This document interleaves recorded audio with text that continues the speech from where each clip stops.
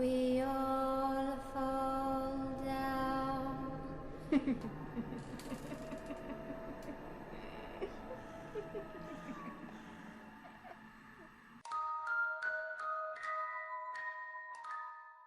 Bonjour à tous mes petits monstres. Juste avant que l'histoire ne commence, un petit mot rapide. C'est pour vous préciser que cette vidéo est la toute première d'une nouvelle série que j'ai réfléchi depuis un long moment maintenant et qu'enfin ça y est, je mets en place. Il s'agit d'une série qui va reprendre toutes les creepypastas classiques mais leur donner un petit œil neuf, comme une suite, les origines et j'en passe. Aujourd'hui on va commencer avec le Slenderman. Et peut-être que le mois prochain, ou alors dans 2 mois, je ne sais pas vraiment en fait. Non, j'ai pas vraiment décidé le nombre de creepypasta qui vont sortir sur ce format. Alors, on verra bien, est-ce que ça sera un par mois, un tous les 2 mois, je ne sais pas encore. Mais justement, vous mes petits monstres, qui c'est que vous aimeriez revoir dans les creepypasta classiques? Et je sais de toute façon que même si je vous pose pas la question, vous allez me le dire en commentaire. Eh s'il te plaît, tu peux faire venir Jeff the Killer? Et j'en passe. Alors, autant vous demander maintenant. Oui, depuis le temps, je vous connais très bien mes petits monstres. Alors, si vous avez une creepypasta classique que vous voudrez revoir, eh bien, à l'espace commentaire. Enfin, quand je dis revoir, bien sûr, je ne vais pas re-raconter l'histoire originale. Non, sûrement pas, vous la connaissez déjà par cœur, c'est bon, pas besoin d'en faire plus. Si l'idée vous plaît, mettez pause dès maintenant et rendez-vous dans l'espace commentaire. Et surtout, n'oubliez pas de partager la vidéo si cela vous a plu. Allez, sur ce mes petits monstres, place à l'histoire.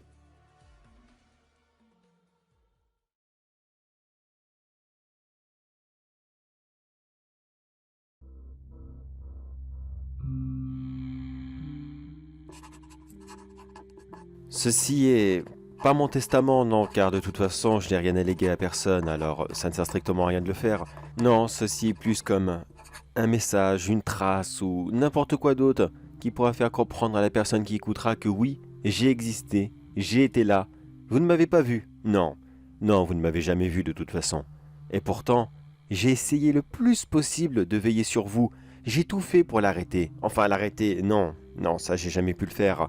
Faut pas abuser, mais au moins essayer de le ralentir, de lui mettre des bâtons dans les roues, comme vous dites. Mais non, ça marche pas, ça marche jamais. J'essaie pourtant plusieurs techniques. À chaque fois, je fais des plans en marche. Je mets des genres de pièges ou n'importe quoi d'autre pour le retenir. Et systématiquement, il a un coup d'avance sur moi. Et il arrive à chaque fois à le défaire. Des fois, ça dure quelques jours. J'arrive à en sauver quelques-uns d'entre vous. Mais je sais pertinemment que ce ne sont que des solutions provisoires, rien d'autre. Et là, je parle et je parle, mais je ne me suis même pas présenté. Mon nom est... Mon nom est... est...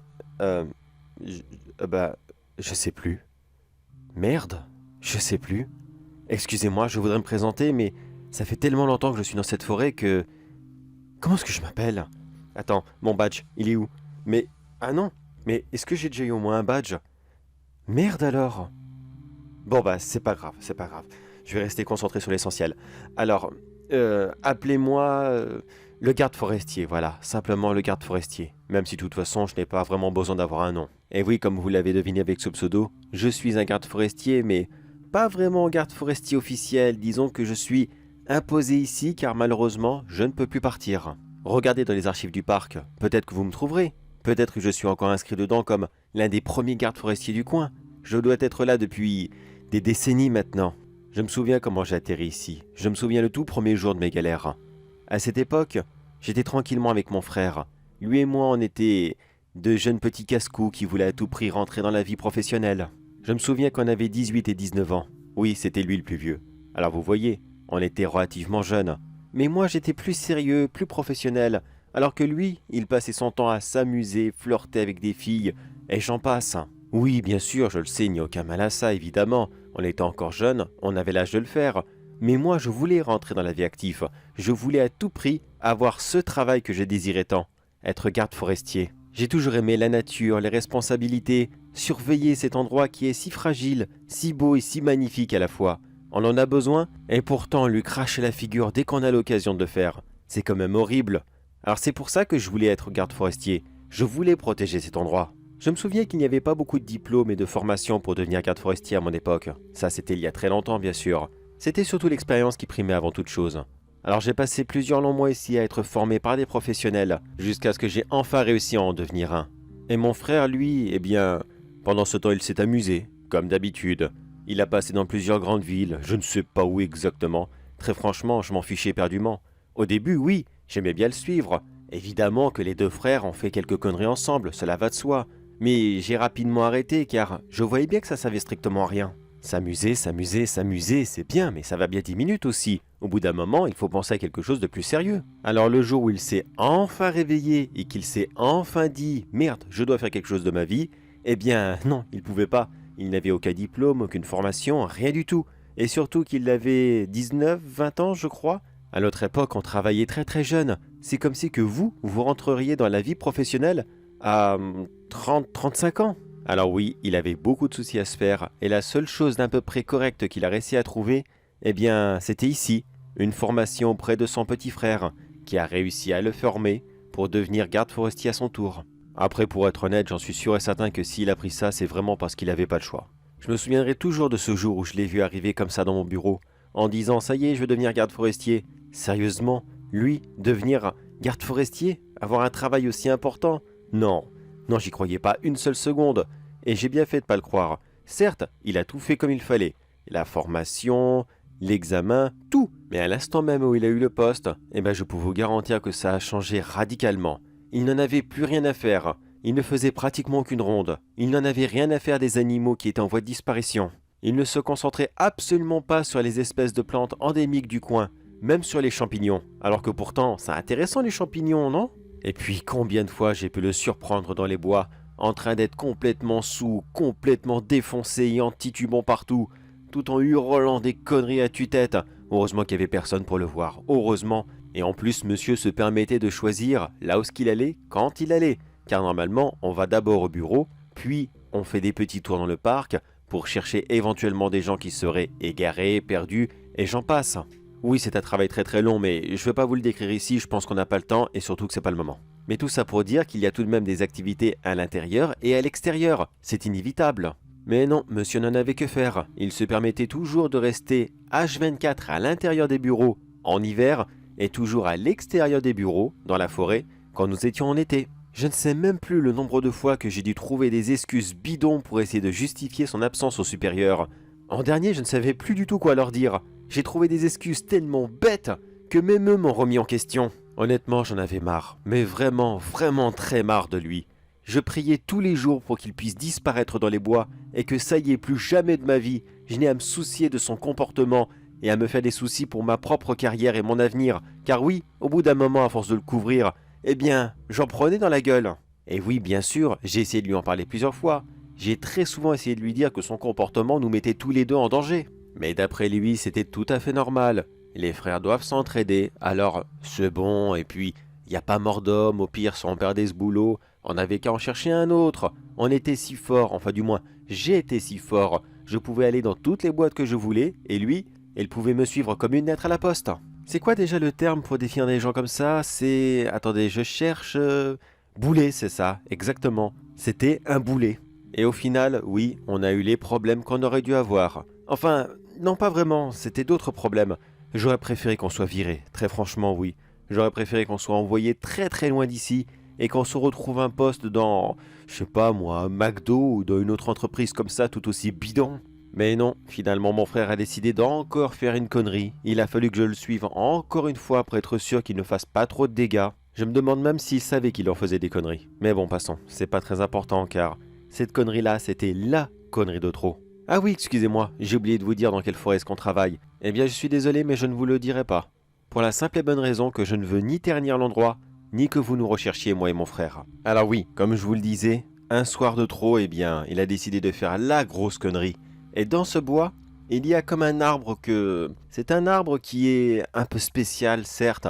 Il y a beaucoup de rumeurs, de légendes dessus, mais elles sont fausses, évidemment. Enfin, du moins, je croyais qu'elles étaient fausses. Pour essayer de les résumer tout en même temps, on dit que quiconque s'en prend à cet arbre sera puni éternellement. Enfin, ça c'est rapidement résumé bien sûr, car il y a des légendes qui disent que ça serait la tombe de machin, que ça serait Bidule qui l'aurait enchanté, que ça serait Truc qui l'aurait planté et qui l'aurait jeté un sort dessus, et plein d'autres conneries dans le genre, vous voyez le délire. Eh bien disons que mon très cher frère ce soir-là a pensé que cet arbre serait peut-être encore plus beau s'il serait recouvert de divers détritus, tels que des papiers toilettes, des vieilles couches, du film plastique et j'en passe. Pourquoi est-ce qu'il a pensé ça? Alors là, j'en ai vraiment, mais vraiment aucune idée. Ça fait des années que j'essaie plus de comprendre ce qu'il fait. Je me souviens que ce soir-là, quand j'ai enfin compris ce qu'il allait faire, Eh bien, malheureusement, c'était déjà trop tard. En fait, il avait toujours une petite manie. Il savait très bien qu'il allait se mettre dans la merde. Alors, juste en cas où, s'il se mettait vraiment dans la merde, il me laissait toujours un petit mot pour me dire où est-ce qu'il allait et comment est-ce qu'il allait faire. Oui, il se dénonçait lui-même, mais voyez-vous, c'était plus pratique pour que j'aille le chercher, organiser une défense avec un avocat et d'autres choses dans le genre. Alors lorsque j'ai trouvé le mot, car oui, monsieur avait décidé de bien le cacher pour que je ne le trouve pas trop vite, ensuite je suis arrivé sur place et il avait déjà commencé à faire son œuvre. Heureusement, il n'a pas eu le temps de mettre le film plastique ou je ne sais quoi encore. Non, à la place, il a accroché des feuilles de papier. 8 feuilles de papier où est-ce qu'il avait fait des petits gribouillis qui ne voulaient strictement rien dire. Et il avait d'abord commencé par les planter dans les branches, en sous-prétextant que c'était beaucoup plus joli, que ça mettait de la couleur. J'ai essayé de l'en empêcher. J'ai voulu retirer les feuilles, mais malheureusement je suis arrivé trop tard. Je revois encore toute la scène au ralenti. Je me vois arriver lentement vers l'arbre, voyant mon frère finir d'accrocher la dernière feuille. Puis je me mets à courir pour aller lui dire que c'est une très mauvaise idée qu'il devrait rentrer immédiatement. Bien sûr, je lui crie dessus pour qu'il arrête tout de suite ses conneries. Il se retourne vers moi, et alors que je n'étais plus qu'à 3 mètres de lui, 3 tout petits mètres de lui, plus rien ne nous séparait. Il n'y avait plus un seul arbre, c'était juste lui et moi, avec cet arbre géant dans son dos. Eh bien, l'une des branches de l'arbre l'a attrapé et l'a surélevé dans les airs. Ni lui ni moi n'arrivions à comprendre ce qu'il se passait. On était complètement pétrifiés sur place. Je n'osais plus du tout bouger le moindre muscle. Et lui, il s'est rapidement remis, il s'est mis à hurler « S'il te plaît, aide-moi, aide-moi !» Mais honnêtement, même si je savais quoi faire, je ne savais même pas si j'en avais vraiment envie. D'un coup, la personne que je détestais le plus au monde et que j'adorais le plus en même temps, eh bien il était maintenant en difficulté. Et moi, je ne savais vraiment, mais vraiment pas quoi faire. Puis c'est là qu'on l'a vu apparaître, cette silhouette blanche, presque comme fantomatique. C'était... comment vous la décrire? Imaginez le fantôme d'un enfant, mais en version très pâle, où on voit très peu son visage et qu'on entend juste une légère voix dans nos têtes. Celle-ci nous a dit qu'elle nous observait depuis très longtemps maintenant et qu'elle savait toutes les choses horribles qu'avait fait mon frère, aussi bien celles dans cette forêt que toutes celles qu'il avait fait avant de venir. Elle l'a accusé d'être un imposteur, quelqu'un qui cherchait uniquement un travail facile et qui n'en avait rien à faire de la nature. Et moi, elle m'a accusé de l'avoir fait rentrer, d'avoir fait rentrer un imposteur et de l'avoir aidé à faire tout cela. D'après elle, j'étais responsable de ses actes. J'aurais dû faire attention. J'aurais dû lui dire que non, il ne fallait pas faire tout cela. Et surtout, j'aurais dû le dénoncer à nos supérieurs pour qu'ils le foutent dehors depuis très longtemps. Alors nous avons été condamnés tous les deux à rester dans cette forêt jusqu'à la nuit des temps. Pour moi, le fantôme a été clément. Elle m'a autorisé à rester tel quel et à uniquement surveiller mon frère pour qu'il ne fasse plus de bêtises. Mais je ne peux plus quitter cette forêt. Cela m'est complètement impossible. Si j'essaie de mettre ne serait-ce qu'un tout petit doigt dehors, je me verrai comme brûlé sur place. Je dois au moins rester à l'ombre des arbres, et cela pour toujours. Par contre, mon frère, lui, il n'a vraiment, mais vraiment pas connu le même destin. Pour toutes les bêtises qu'il a accumulées, le fantôme l'a condamné à une vie de errance sans aucun but. Et elle lui a aussi collé un châtiment corporel extrêmement douloureux. C'est ce soir-là qu'il est devenu ce qu'il est aujourd'hui. Car cet arbre qui le tenait, l'a élevé encore plus haut dans le ciel, et d'autres branches lui ont attrapé les bras et les jambes, et se sont mis à tirer dessus, tirer de toute leur force. J'entends encore mon frère hurler de douleur, suppliant qu'on achève ses souffrances. Mais le but du jeu n'était pas de lui arracher les membres, non, mais plutôt de lui allonger pour qu'il devienne difforme. La fée lui a donné des bras et des jambes extrêmement longues, pour qu'aux yeux de tous, il devienne repoussant. Et pour être sûr et certain qu'il ne manipule plus jamais personne, surtout la jante féminine comme il aimait bien le faire auparavant, elle lui a effacé son visage. Ses yeux, son nez, sa bouche, plus rien. Ses oreilles sont aussi tombées, et ses cheveux ont également disparu peu de temps plus tard. Et pour donner une petite touche d'ironie, elle lui a donné un tout dernier costume. Non pas un costume de forestier, comme il portait à ce moment-là, et comme j'ai actuellement sur moi, mais un beau costume d'homme d'affaires avec une cravate rouge. Comme elle l'a dit elle-même, pourquoi lui donner une tenue de la forêt, alors qu'il n'a jamais été à son aise ici? C'est un intrus aux yeux de tous, alors il doit être vêtu comme tel. Puis après avoir été massacré physiquement, le fantôme nous a laissé partir et nous a souhaité une bonne vie dans cette grande et magnifique forêt. Parfois, il m'arrive encore de la croiser. C'est très rare, certes, mais dans l'ensemble, elle n'est pas spécialement méchante. Elle avait juste de bonnes intentions, un peu cruelles, certes, mais de bonnes intentions. Depuis ce jour, moi et mon frère, on ne se parle quasiment plus. C'est extrêmement rare quand il veut bien ne serait-ce que m'adresser la parole. Oui, il peut toujours parler, oui. Disons qu'il pense plutôt que parler. Mais il m'en veut. Il m'en veut énormément de l'avoir laissé tomber. D'après lui, j'aurais pu le sauver ce soir-là. J'aurais pu le décrocher de cette branche et on aurait pu partir très loin pour ne plus jamais revenir.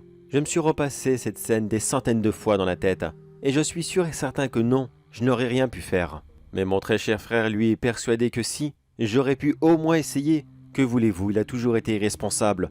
Il faut toujours que ce soit la faute de quelqu'un d'autre, jamais de lui. Et surtout, il me jalouse énormément pour mon apparence. Car oui, moi je suis encore physiquement normal, je n'ai pas de bras immenses ni quoi que ce soit d'autre.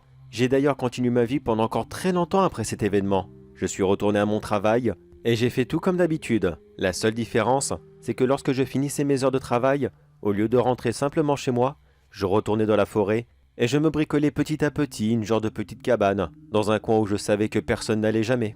Bon, malheureusement, j'ai dû arrêter de travailler, c'est sûr, car quand vous passez 20 ans dans la même boîte, mais que physiquement vous ne vieillissez absolument pas, vos collègues se posent des questions, beaucoup de questions même. Au début, c'était des petites blagues du genre « Oh là là, tu vieillis pas du tout, mais tu vas voir plus tard, le temps va te rattraper, tu vas prendre 40 ans dans la figure. » Mais au bout de 20 ans, là ça commence à parler beaucoup même. Surtout que je ne cessais de repousser toutes leurs invitations à des soirées, à des anniversaires et à d'autres choses. Pour eux, j'étais devenu complètement insociable à part le travail, comme un genre d'ermite qui préfère vivre dans les bois. Alors avant qu'ils ne se posent trop de questions, j'ai simplement décidé de partir.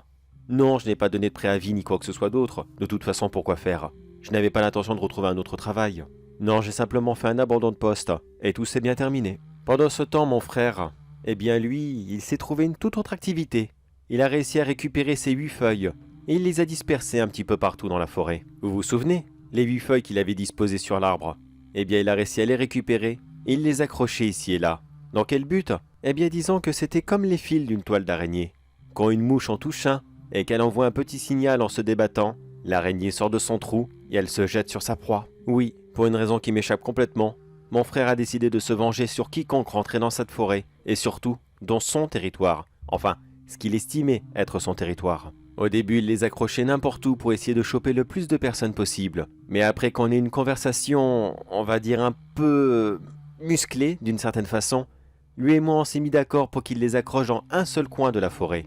Un coin où je n'aurai aucune autorité et où il pourrait faire ce qu'il veut, quand il veut. Car oui, de mon côté, je continue à m'occuper de la nature. De toute façon, c'est la seule chose que je peux faire. Ça, et surveiller que mon frère reste bien dans son coin et qu'il ne déborde absolument pas.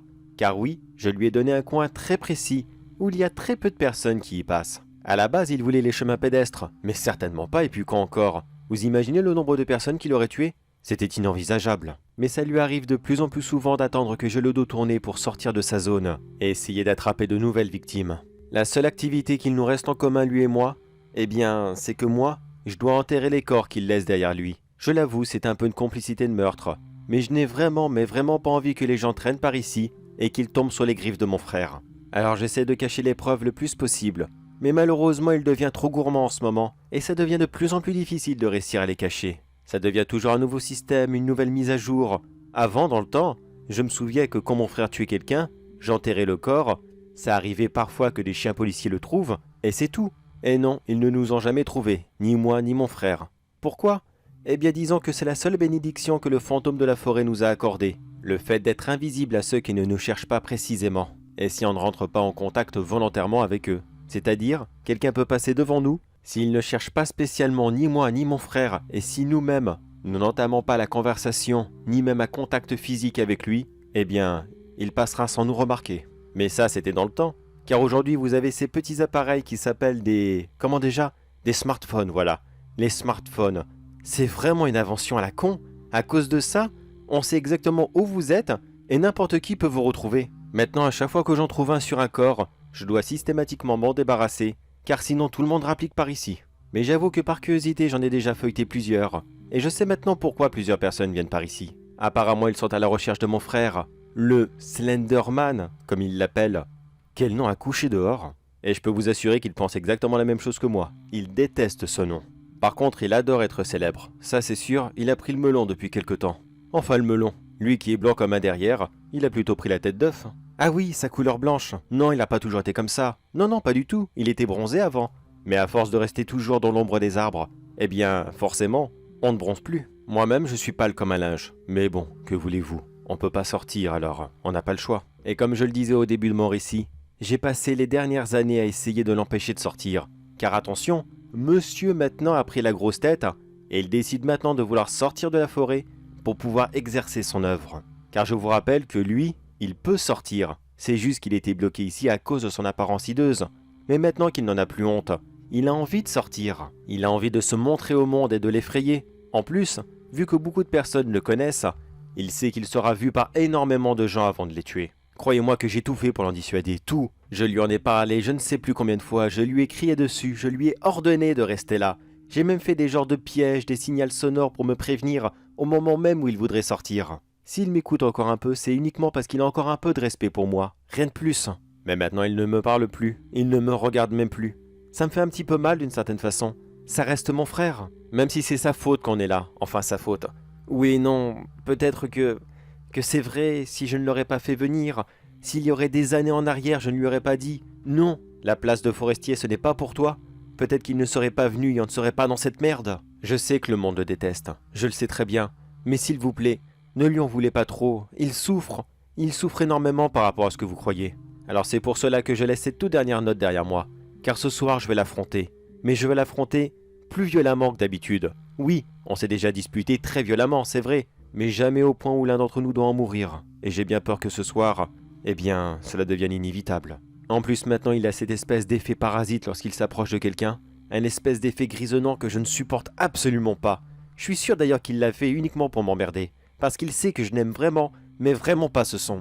Enfin bref, je reste là avec mon récit. Et j'espère vraiment que ce soir, on n'ait pas besoin d'en venir aux mains. J'espère vraiment. Si vous trouvez cette petite note dans une cabane perdue au fond de la forêt, eh bien sachez que c'était moi, le frère du Slenderman, et j'aurais tout fait pour l'en empêcher. Et voilà, fin du récit. Maintenant, plus qu'à aller le voir. J'ai vraiment, mais vraiment pas envie. En plus, il a un caractère de cochon en ce moment. De toute façon, je l'entends qui arrive. Allez, je vais sortir dehors et je vais l'affronter directement. J'ai vraiment pas envie qu'il rentre dans ma cabane et qu'il la foute sans dessus dessous.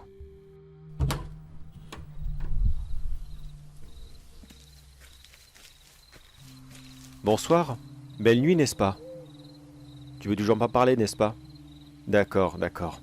Écoute, je sais ce que tu vas faire. S'il te plaît, ne le fais pas, s'il te plaît. Je sais que je t'ai déjà demandé des centaines de fois, des milliers de fois même.